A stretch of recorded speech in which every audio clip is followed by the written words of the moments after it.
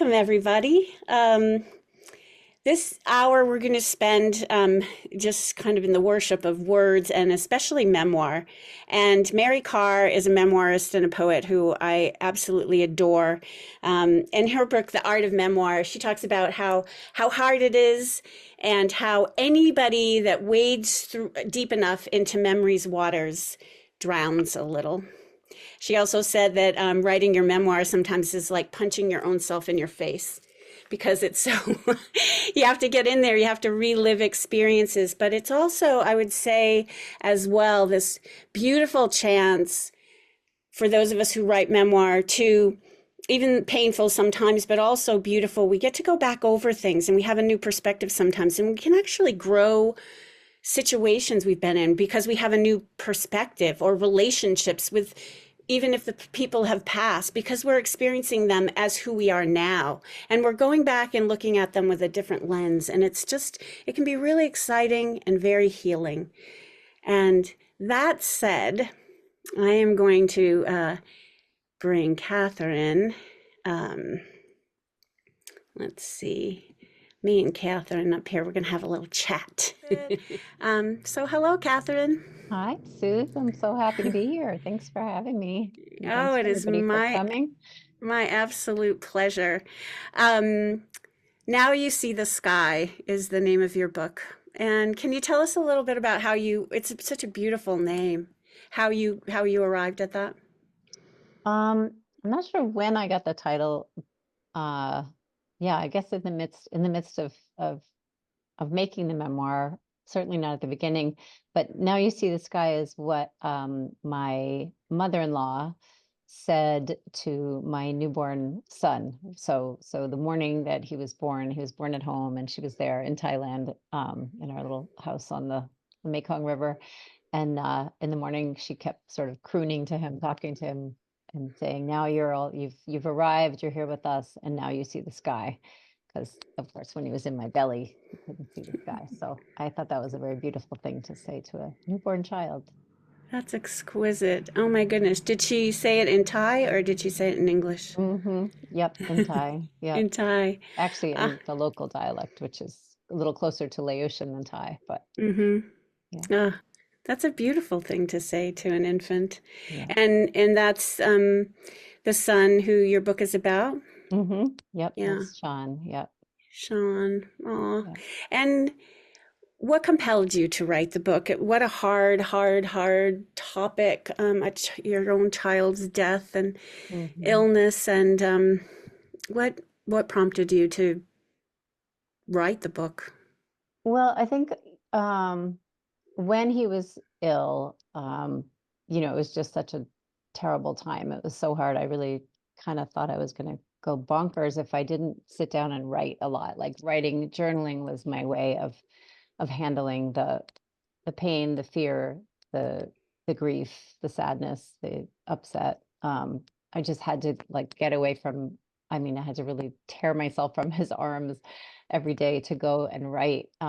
So I had all this raw material, but so it was partly like, knowing that I had this story and and not wanting it to kind of go to waste. I just Mm, felt like if I had all this written down, I wanted to be able to share it with somebody.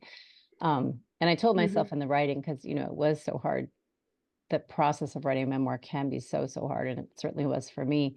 But at some point I told myself, like, it doesn't matter if it never gets published. It doesn't matter if, I have to write it, like, if one person ever reads it, if even if it's just my children. So that's kind of what kept me going. But then I also felt compelled to write it because I thought his story was very beautiful. Like, I thought his life, his 6.5 year life was beautiful, and mm, um, I wanted to keep him forever, and having him mhm, in a book is, now I feel like I did. It's like his memory didn't die. mm, It's like more than just me holds his memory now, and that was important to me. mm, just wonderful. Mm. And that is true, isn't it? That we especially I find this with the memoir writers that I work with, that there's always that I'm not going to, it doesn't matter if anybody reads this. It doesn't matter if I publish it, if I can tell the stories to someone or do this in a class, but getting them on the page and then realizing the worth of it, like you did. I love that it's your son's legacy and your legacy Mm, on the page. How mm. beautiful. Now, were you a writer before that? Or Well, did this cause you to write? I always secretly wanted to be a writer. Growing up, even when I was little, I thought, oh, when I grow up, I want to be a poet. But then, I went off to college and that wasn't really, I didn't really see that as, it's like, well, that's not doctor, lawyer, hedge fund manager or teacher. So I guess I can't do that. But I did keep journaling. So I always, so I guess I've always been a writer. Yeah, where were you when I was being a poetry major in college to tell me, Yeah, yeah. girl, Mm, what are you mm. thinking? Uh, No, I regret. I mean, I wish I had known that it would, was possible to be a writer from early on. It makes me really sad that I wasn't until, halfway through my life sort of that kind of mm. felt like it was something I could do. And I mean, writing became the outlet for what you were going through. Hmm. Um, and how did that burning need come to you? Was it a loud voice that was saying you must write this? Was writing the way that you had to express the story or what you were going through? I guess for a while, I suppose journaling had been like a way to sort of keep my sanity. I think I was a very emotional, moody person, and I think I had realized by the time my son got sick that journaling was a tool that helped me kind of like when I finished writing, I was felt more equilibrium and I felt a little, yeah, more grounded. So Mhm. I think when there was like the intensity was so heightened, then the need to write became even more heightened. Mm, beautiful. Did you handwrite in the beginning? Or did Mm, I think for a long time I've been a keyboard writer because you? I had carpal tunnel way back like in my 20s. Mm-hmm. So some handwriting, but mostly laptop. Mm. And Yeah. when did you know you were going to publish? When did that come to you? Well, I mean, another reason that I wrote the story and felt compelled to write the story was after his death, realizing how much the journaling helped me in my grief, that I realized that when he was dying, I was so upset that I always had to journal. But then after he died, when I was just like so paralyzed with grief, I also found that journaling helped me just take those sort of slow slogging steps through the day. Or like Mm-hmm. if I started the day and I just felt like I can't do this, I'm too sad, I'm too grief stricken, if I did a little journaling, um then I was able to keep going. I so I learned through that writing was a way for me to get through the grief. And so it's like so I knew that I wanted to share that as well, not just the story of his life, but also the story of my healing. So I felt like by getting the book written, it would allow me to have contact with other people who are grieving and teach them about this magical, powerful tool of writing to move through Mm. pain. Yeah, well, that's a beautiful segue for my next question. You became a teacher of writing, healing through writing, and Mhm. can you talk a little bit about that? How that?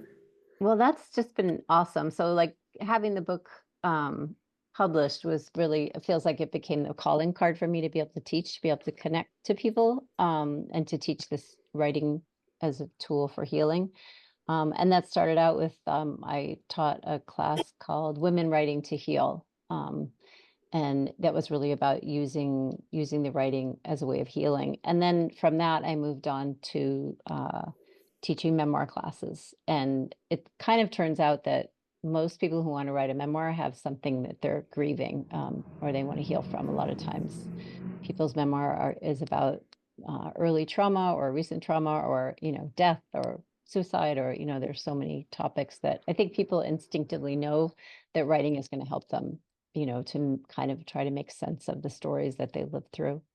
So yeah, so then I started teaching memoir writing. So I teach memoir writing online, and right now I have three memoir classes that meet each week, and then I have a poetry class that meets once a week. And yeah, so it's just been really amazing to me it was kind of this idea that writing as a way of healing is something that I just learned through my own experience, and it was kind of a hunch, like I'm pretty sure this will work.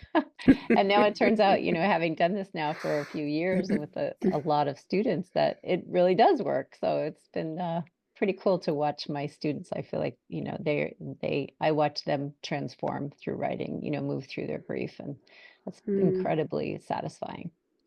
It is. And I yeah, teach memoir as well, and I love also that the receivership in the classes and the intimacy that's developed between the memoir writers in class because it's just everyone's getting right to it. They're getting into their, innermost selves and sharing that, and that just creates such a deep bond and yeah, it's beautiful. absolutely. And it's just so satisfying. I mean, that, like, to be part of that intimate community where there's such a bond, as you say. It's really quite an honor. Yeah, I always feel I'm in a state of grace when I'm teaching my classes because Yep. it's, thank you for putting, trusting us Hmm. and going to those places that aren't always easy. Hmm. Yeah. Well, you went to some place that wasn't easy, but it seemed like it helped you a whole lot. And I can't wait to hear what you selected to read for us today. And I'm going to boot myself on out of the hair so we can listen to your beautiful words. All right. Thank you.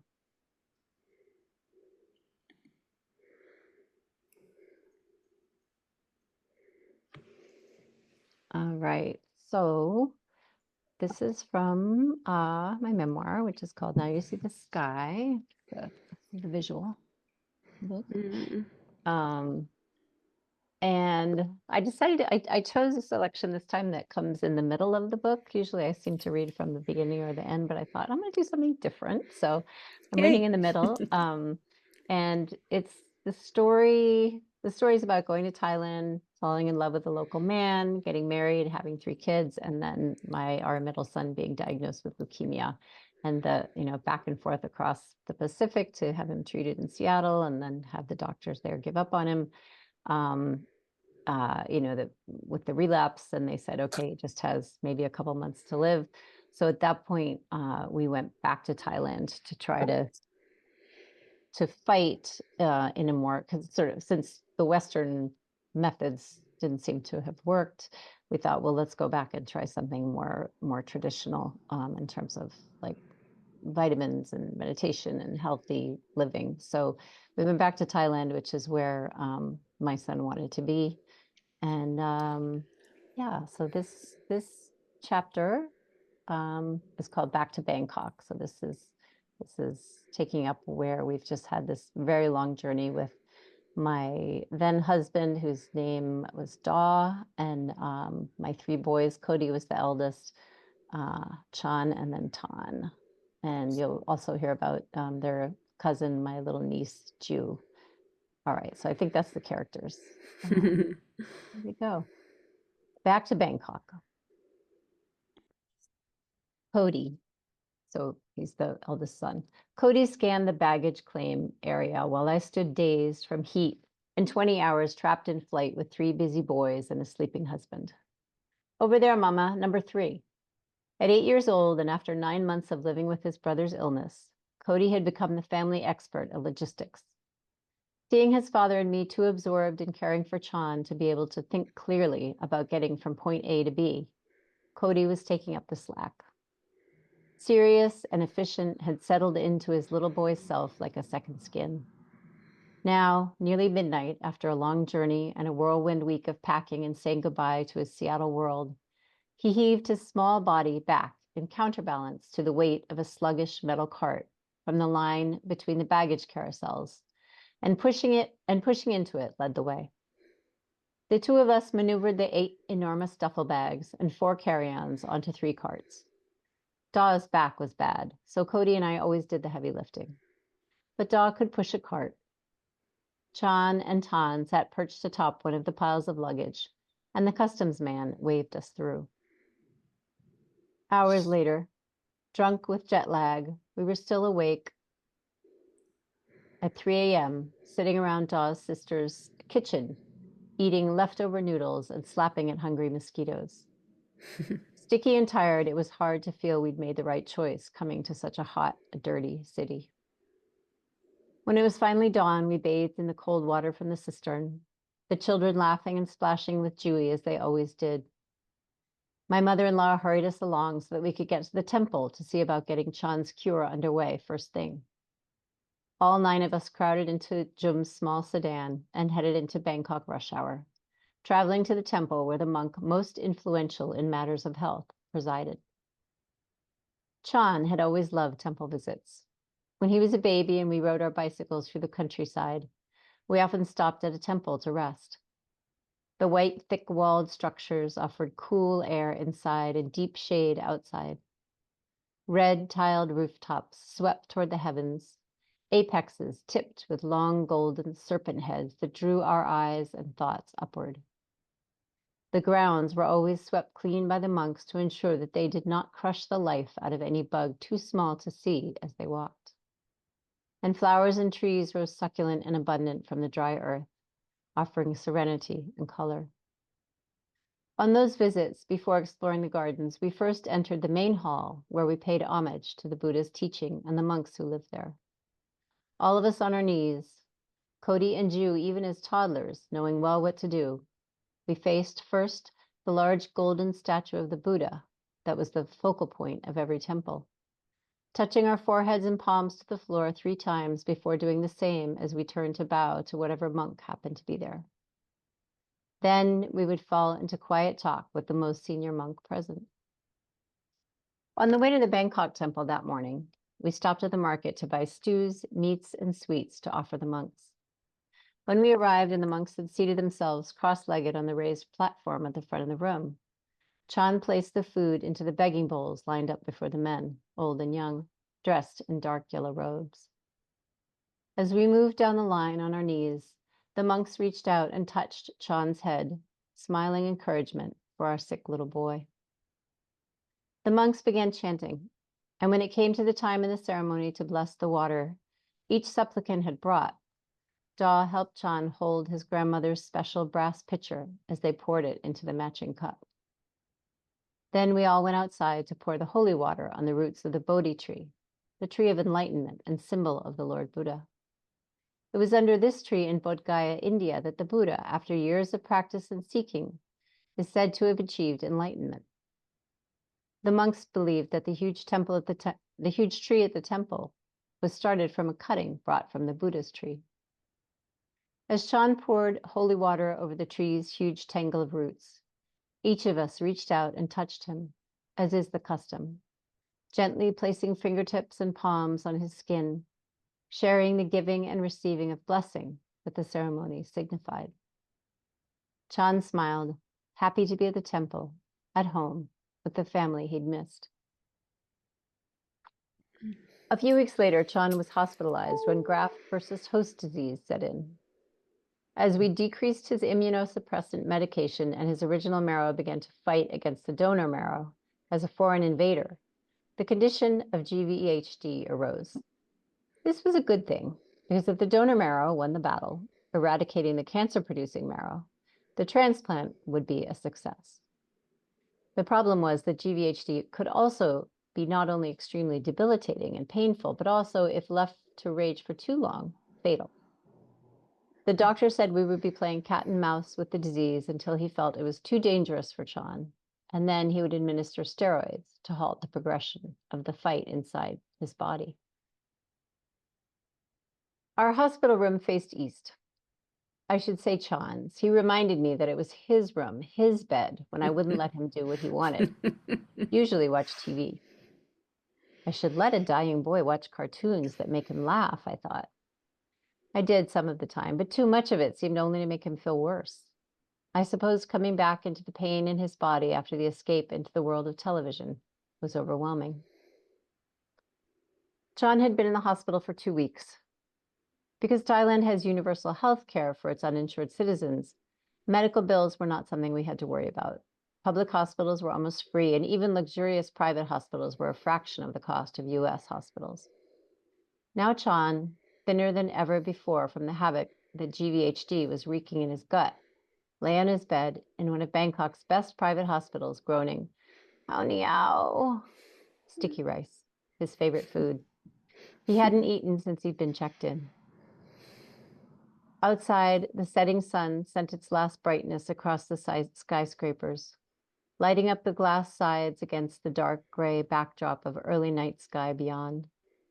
Close enough for me to see figures moving behind each window as electric lights switched on against the night. On balconies, laundry racks shifted left or right as people pulled in shirts and underwear, stiff and warm, at the end of another hot, sunny day. I could not see well into the golden rooms, but I could make out furniture and lamps and kitchen counters and people with their own lives and pain and love. So many cells in the immense, tall honeycombs. So much for one flimsy structure of cement and steel to contain. But the city night's soft air warmed my bare arms. From our 7th floor balcony, where I stood whenever I could escape Chan's bedside, I surveyed the by now familiar nighttime scenes below. A building, half constructed, supported dozens of workers like ants busy on a dry mound. In the daytime, they were invisible behind the green plastic mesh that shaded them. But at night, the glow of a long white fluorescent bulb set the stage for a man working on the bones of the structure behind the green scrim. Below, dwarfed by the first levels of the high-rise, another man bathed behind his once white cement house, now gray from the exhaust that spewed from cars and trucks all day. In the cool of the darkness, he poured bowls of water over his nearly naked body to wash away the grime of a day's labor in the smog-shrouded city. Nearby, a television screen flashed incessantly at another man repairing the blue ceramic tiles of his roof. To the right, at the construction site, a huge funnel-shaped vat for cement slid on an invisible wire from 10 stories up to the street below. The worker's spotlight threw a finely detailed shadow of the man's figure across the mesh. As the sky darkened, the man on the roof disappeared down a ladder, his TV and tools gathered by the gutter. The construction worker, bareheaded and wearing flip-flops, picked up the glowing rod of light and carried it, cord trailing, to another room beyond my sight. If I could go there, I could find him by its glow, I thought. Through a window frame 100 feet down and opposite the hospital, the silver ring of a cooking spoon circled in a black walk. Back in our room, Chan lay on his side, the curve of his hip bone sticking out above the rest of his body. The caricature of a skeleton we saw every day on Scooby-Doo or Popeye was taking over the shape of his once perfect little boy body. This was one of the hardest parts for me, his thinness. 3 weeks after waiting out the disease, when the doctor witnessed the pain that tore through Chan's gut, he decided that the battle inside his body had to be put to an end. He administered the steroids. The healthy donor marrow had been defeated. Chan's own marrow, producing cells that were multiplying and could gather to kill him, had won. However much I begged and pushed and cajoled, Chan would not come out to the balcony to feel the air and see the world. He preferred to hide in the bed he'd occupied for weeks, with the sound and sight of Daffy Duck beaming down from the TV mounted on the ceiling. I asked him one more time to come out and see the view and was refused again. I sighed and gave up. I left him alone and slipped back outside to the warmth and darkening sky. Some tiny clouds floated by, ghostly white, undersides lit up by city lights, and I was surprised to see a sprinkling of stars above. All right, next chapter. So lovely. Oh. So this chapter is called Leaving Bangkok because the doctors, well, I think I explained why. Leaving Bangkok. Our house stood quiet, with only the rumble of faraway trucks and airplanes and the whispering of a string of paper ninja turtles fluttering at the window. Chan was finally sleeping and Ton too. I thought of how the night before Chan had had enough pain in his ankle from the infection that if we'd been in the hospital, they would have convinced me that he needed a big IV push of morphine. Then he'd be on a continuous drip by now, sleepy, muddled, and unable to do the work of getting well, or at least of fighting his way to feeling better. I didn't think morphine let your body heal in the best way possible.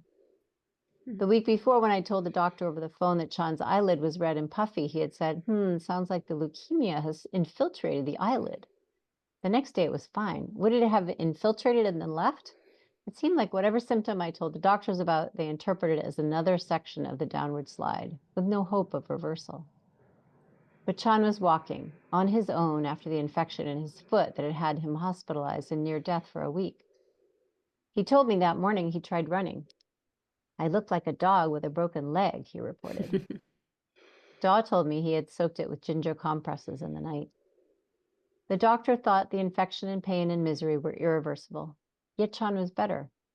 He had been so thin, but I could see more meat in his bones and an insatiable appetite. I had to work so damn hard to keep believing in life, in the ability of the body to heal itself, rather than falling so easily prey to the hopeless, discouraged attitude of the doctors. We're not going to cure him. Just give him more morphine. Don't increase his misery with unnecessary treatment. This was what the doctor told me when I kept insisting he call in a specialist about the pain in Chan's foot, the fever, and the swelling. The doctor had seen too many parents keep their dying children alive through painful complications of leukemia, and he didn't want us to do the same to Chan. We had a different outlook. I tried to find other doctors who would see things our way. Oh, he's post-transplant relapse, they asked. Why are you bothering to treat? This is simply another sign of his demise. They all had the same hopeless attitude. There was no room for the idea that Chan might surprise us all and heal. I couldn't stand to meet with one more doctor who looked at me as if I were crazy asking for their help, when clearly my child was terminal. Nothing they could do. We still wanted to fight. So after 6 months of working to get Chan well in Bangkok and too many hospital visits for transfusions and treatment of infection, we decided it was time to go. The doctors didn't want us to leave Bangkok. The doctor was sure Chan's blood cells would fail in a matter of days. Why don't you just go for a weekend to the countryside to visit his relatives, say goodbye, and then come back here for platelets and red blood cells? The nutritionist frowned and shook his head. Why? We can continue the megadoses of vitamins here, stay 6 more months to build his strength, and then go. But we were determined to take Chan where we thought he would be happier. He spoke every day of living on the mountain with horses Daw would bring from Laos. He wanted to see Metong and live in our cabin so high up that eagles flew below us across the valley. We were all tired of Bangkok with the smog and traffic and too many doctor's appointments and hopeless faces. And the doctors didn't have anything to offer besides transfusions and morphine. We didn't think Chan was ready for all that yet. We had faith his body could fight. The blood counts the doctors relied on for information didn't seem to tell us much. Up and down the numbers went each week, so that the predictions I had believed so many times, the blasts are down, he's getting well, the blasts are up, he's dying, had become pointless. We decided to go where Chan wanted to be, where we hoped that clean air, pure water, and proximity to the healing energy of nature might bring back what man-made toxins and pollutants and radiation had damaged, perhaps beyond repair. We left Bangkok to return to the home on the river where he'd been born, to gather up our things, to find the horses, and to prepare for the move to the mountains. Chan was delighted to leave Bangkok. That morning, so early it was still dark, he eagerly got up to get dressed. It was the first day in 3 weeks of extreme pain in his foot that he was able to run around and play with his brothers. While Daw and Kam and I put the final boxes into the waiting truck, Chan and Cody and Tan laughed loudly as they marched up and down the stairs, chanting at the top of their lungs. You can't be hardcore unless you live hardcore. From School of Rock. Rock.